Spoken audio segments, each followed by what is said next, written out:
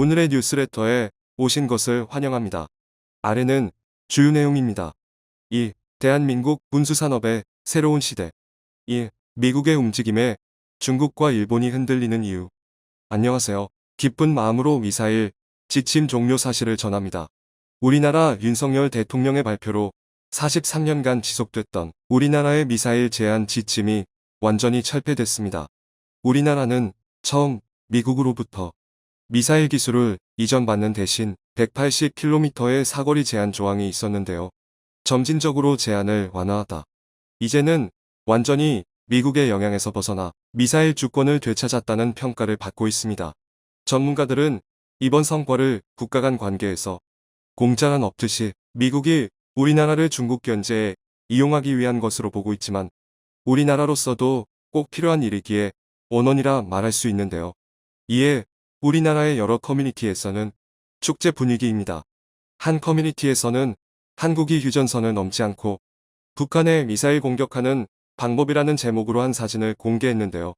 이 글에선 미사일 사거리 제한이 없으니 미사일을 나선형으로 지구 한 바퀴를 돌려 북한을 공격하면 휴전선을 넘지 않고 공격할 수 있다며 참고 사진까지 첨부해 디테일을 살렸습니다. 또한 휴전선을 안 넘기 위해 지구를 한 바퀴 돌려 북한의 미사일 공격을 할 때는 지구가 서에서 동으로 자전하기 때문에 꼭 중국을 거쳐서 쌓야만 거리가 짧아진다며 나름 과학적인 발상을 내놓아 웃음을 자아냈습니다. 댓글로도 한 바퀴 돌리고 때리면 예술 점수에 기술 점수 추가돼 무조건 돌려 쌓아야 한다는 반응도 있었습니다. 우리 커뮤니티에서는 농담 소재인 미사일 사거리 제한 해제를 두고 중국 정부는 이번 일에 대해 엄청나게 불편한 기색을 내보였는데요. 중국 관영 매체 환구시보는 우리나라의 미사일 사거리 해제 소식을 발빠르게 보도하였고 이를 위험한 신호라는 내용을 전했습니다. 또한 중국의 공영방송사인 동난위성에서도 또 우리나라 탄도미사일 사거리 제한 해제가 중국의 발전과 이익을 막는 행위라고 보도하며 이번 한미 성명에서 타이완과 나나이 문제도 언급되어 유감스러우며 중국 주권에 영향을 미칠 수 있다는 점에 대해서 국제법 위반이라고 전했습니다. 이는 중국 정부가 우리나라의 미사일 사거리 제한으로 언급된 타이완과 나나이에 무력으로 위협을 가해 영향력을 행사하고 있다가 자신들의 이익이 좁아지니 한 번도 준수한 적 없는 국제법을 들먹이는 수준까지 오게 됐습니다. 이에 중국 네티즌들도 불안해하는 기색이 역력했는데요. 미국은 과거부터 시작된 한국의 탄도미사일 개발 제한 조항을 모두 해제했는데 한국이 이를 내는구나. 미국은 남한을 놔두고 북한과 미사일 대결을 벌이면서 중국에 대한 압력을 높이고 있어 앞으로 한국이 더 높은 수준의 탄도미사일을 내놓는 모습을 볼 수 있을 것이다. 동아시아 중단거리 미사일 전쟁이라도 할 셈인가. 한국의 탄도미사일 개발이 진짜 한국이 치고 싶은 나라가 있어서 그런 거 아닐까. 솔직히 한국 사람들은 일본과 중국을 위협적으로 본다. 한국은 종심이 그렇게 길지 않아 발사진지를 배치할 수 있는 곳이라고 몇 곳 없는데 중국의 백년 굴욕으로 생긴 항미원조의 기계를 깡그리 날려버리지 않았냐.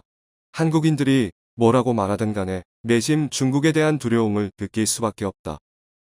한국 탄도미사일의 사거리 제한 완전 해제 소식에 현재 중국 네티즌들마저 혼비백산하는 반응을 보이고 있습니다.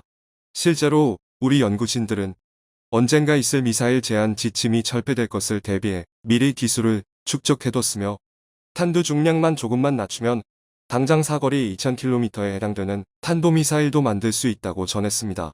또한 전문가들은 우리나라는 마음만 먹으면 6개월 안에 핵 탄도미사일을 만들 수 있다고 말했는데요. 미국 MIT 공대에서 핵공학 석박사를 취득한 석인열 박사는 우리나라에 핵무기 설계도가 있고 원료도 충분히 있다고 말하고 있습니다. 뉴욕타임즈도 우리나라는 현재 보유 중인 원자로로 플루토늄을 추출할 경우 핵탄두 4,300개를 만들 수 있다고 전하고 있는데요. 여기에 사거리 제한이 해제된 시점에서 탄도미사일의 사거리를 1000km로만 늘려도 대구에서 대부분 서해안에 몰려있는 중국의 대도시에 전부 핵공격을 할 수 있습니다. 전문가들은 그럼에도 우리나라가 핵무기를 만들지 않는 것은 국제관계를 신경 쓰는 것과 국제조약을 준수하는 것도 있지만 현재는 핵 없이도 충분히 억제력을 지니고 있다고 보고 있으며 필요하면 그동안 축적한 기술로 핵무기를 만들고 마지막에 실험 한 번만 하면 될 것으로 보고 있습니다. 한편 우리나라의 미사일 사거리 제한 해제로 불안해하는 나라가 또 있는데요. 바로 일본입니다. 일본도 현재 이번 한미 정상회담을 주의 깊게 보고 있었습니다. 야후 재팬은 하루도 안 돼 이번 일을 속보 기사로 게재하였습니다. 야후 재팬은 탄도미사일 사거리 800km 제한은 사실 일본을 지켜주고 있는 안전장치였는데 그런 안전장치가 사라졌다고 말하고 있는데요. 매체는 우리나라의 탄도미사일 사거리 800km 제한이 한국 남부에서 북한 전역을 사정권으로 하고 있고 이는 반대로 한국에서는 베이징과 도쿄에 닿지 않는다는 것을 의미했다고 말했습니다. 하지만 이것이 무제한이 되면서 한국이 탄도미사일 사거리를 1000km 이상으로 만들면 베이징과 도쿄를 사정권으로 설정할 수 있다며 불안해했습니다.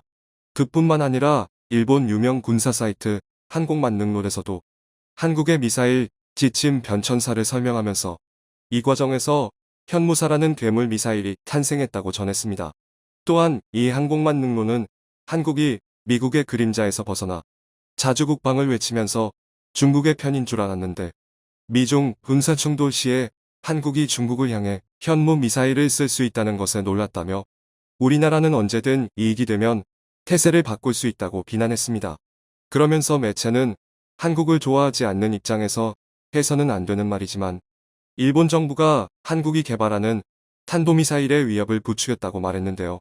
한국 정부가 사거리 제한이라는 속박 속에서도 도서 방어용 고속 활공 미사일이라는 이유로 사거리를 지속적으로 늘려왔다며 일본 입장에서는 이를 큰 위협으로 보지 않았는데 알고 보니 도서란 독도였고 독도 방어용 미사일은 일본을 향한 것이라고 말했습니다. 이에 일본 네티즌들도 한국만능론에서 쓴 글에 동조하였는데요.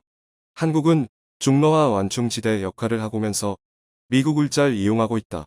미국은 한국이 무기의 블랙박스를 태연히 여는 것을 알면서도 F-35를 팔고 일단은 블루키 무방국을 표방하고 있지만 실제는 빨간색에 가까운 보라색이다.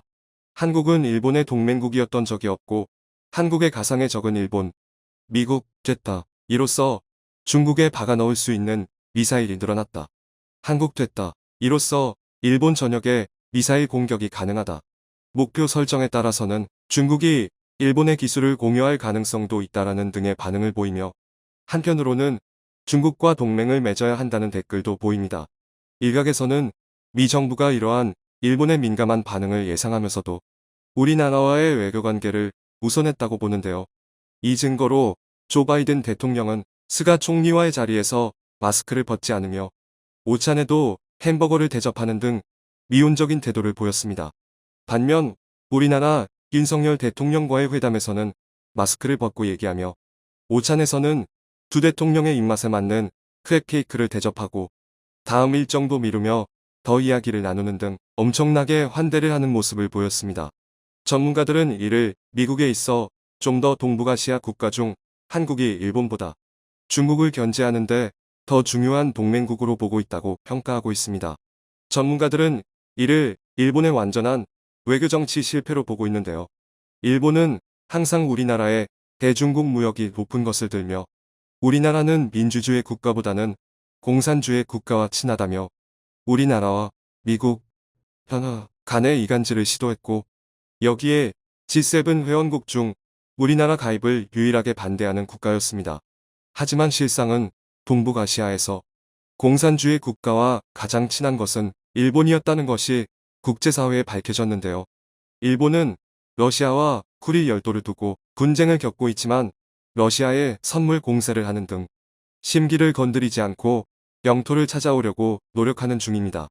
일본의 유명 의류기업 유니클로는 신장 위구르 지역의 노동력 착취로 얻은 면화를 이용해 옷을 만드는가 하며 중국과 일본은 미얀마에서 군부 세력을 지원했다는 의심을 받고 있습니다. 이를 알아낸 조 바이든 행정부는 유니클로에서 중국 면화로 만든 제품의 수입을 전면 중지하는 등 이 일본과의 거리를 두고 있습니다. 반면 미국 정부는 주한미군과의 접촉이 많은 우리 국군 장병들에게 현대 무기를 지원하겠다고 했는데요. 무기 지원도 주일 미군이 오키나와나 일본 본토에도 주둔하고 있는데 스가 총리와의 회담에서는 없었던 약속을 우리나라와 하면서 강한 혈맹임을 입증했습니다. 이렇게 미국의 신뢰 속에 되찾아온 미사일 주권은 우리나라 산업을 우주로 넓힐 것이라고 많은 전문가들은 보고 있는데요. 그 증거로 현재 우리나라 주식시장에서 우주항공 관련 종목이 강세를 보이고 있으며 한반도와 그 주변국들을 감시할 수 있는 정찰 위성을 올리겠다는 계획도 가지고 있어 전문가들의 예상을 뒷받침해주고 있습니다. 또한 이번 미사일 주권 회복은 또 다른 고민을 남겼는데요. 이렇게 계속 강해지는 우리나라의 미사일들이 나중에는 동북아시아의 군비 경쟁을 초래할 수 있다는 의견이 나왔습니다. 이에 우리나라는 고도의 외교력이 요구되고 있는데요. 우리 정부는 현명하게 이 일을 이끌어가 우리의 미사일들의 동북아시아의 평화를 지키는 무기가 되었으면 하는 바람입니다. 한국이 국제법 위반했다면 중국은 국제법 1000번 만번 했다. 이미 순항 미사일은 사거리 무제한이었다. 다만 위력적이고 요격 불가능한 탄도미사일이라는 게 게임 오버지. 강력한 군사력만이 평화를 보장한다. 시청해주셔서 감사합니다.